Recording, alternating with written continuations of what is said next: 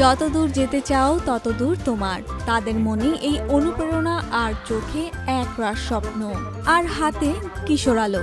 দেশের কিশোরদের প্রিয় সঙ্গী হয়ে কিশোর আলো পদার্পণ করলো এক যুগে। 2013 সালে যাত্রা শুরু করে আজ 12 বছরে পা রাখল এই ম্যাগাজিন। প্রতিষ্ঠা বার্ষিকীর এই দিনে মিলিত হন পাঠক, লেখক ও শুভাকাঙ্ক্ষীরা। 1 অক্টোবর ঢাকার কারওয়ান বাজারে কিশোর আলোর কার্যালয়ে আয়োজন করা হয় ঘরোয়া একটি অনুষ্ঠান। এই আনন্দ আয়োজনে ছিলেন কিশোর আলোর পাঠক, লেখক, কবি, স্বেচ্ছাসেবক ও অতিথিরা। বেলা 3টা বাজার আগেই পাঠকেরা উপস্থিত হতে শুরু করেন সভাকক্ষে। জন্মদিনের আনন্দ বাড়াতে শুরুতেই সবার হাতে তুলে দেওয়া হয় কিয়ার টি-শার্ট। অনুষ্ঠান জুড়েই ছিল গান, আড্ডা, আলোচনা ও স্বতঃস্ফূর্ত প্রশ্নোত্তর পর্ব। আজকে হচ্ছে কিশোর আলোর জন্মদিন, তো আজকে আমার অনেক ভালো লাগছে। এখানে কিশোর আলো দেওয়া হয়েছে, কেক কাটা হয়েছে, গান শোনানো হয়েছে, তারপরে রোবোটিক্স নিয়ে বলা হয়েছে। কিশোর আলো পড়তে আমার খুব ভালো লাগে, বিশেষ করে কমিক্সগুলা, তারপর হচ্ছে ধারাবাহিক যে কমিক্সগুলো হয়ে থাকে আমার পড়তে খুব ভালো লাগে। গল্প আছে, কবিতা আছে, সবই একসাথে পাচ্ছি, তো একসাথে আসলে এতগুলো জিনিস একই সাথে পাওয়া। অনুষ্ঠানে উপস্থিত ছিলেন বিশ্ব সাহিত্য কেন্দ্রের প্রতিষ্ঠাতা অধ্যাপক আব্দুল্লাহ আবু সাঈদ, কিশোর আলোর সম্পাদক আনিসুল হক, ব্রহ্মলেখক ও কার্টুনিস্ট আহসান হাবিব সহ আরও অনেকে। তো এখন আমাদের সব কিছু কিন্তু ওইখানেই নীল ডাউন হয়ে গেছে। এখন আশা হচ্ছে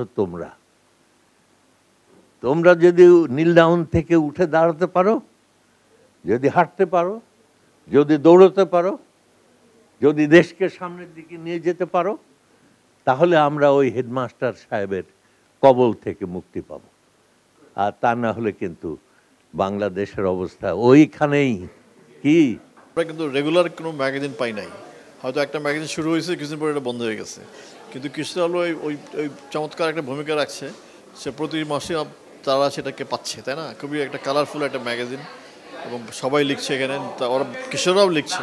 কাজে এই জিনিসটা তো আসলে ভালো একটা প্রভাব ফেলছে, কারণ ডিজিটাল থেকে সরে আসার এটাই একমাত্র মাধ্যম বলে আমি মনে করি আর কি। আমরা যখন শুরু করি তখন প্রধান দুশ্চিন্তা ছিল যে ছেলেমেয়েরা শুধু GPA-5 পাওয়ার চেষ্টা করছে, এবং বাবা মারা তাদেরকে এক কোচিং সেন্টার থেকে আরেক কোচিং সেন্টারে নিয়ে যাচ্ছেন, ওদের কোনো অবসান নাই।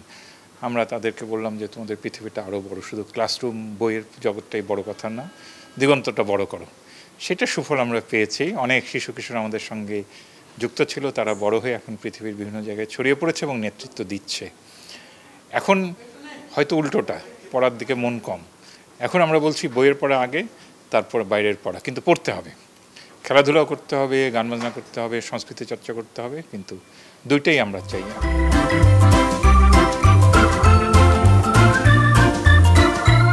12 বছরে কিশোর আলো হয়ে উঠেছে কিশোরদের স্বপ্ন, সৃজনশীলতা আর প্রত্যাশার আলোকবর্তিকা।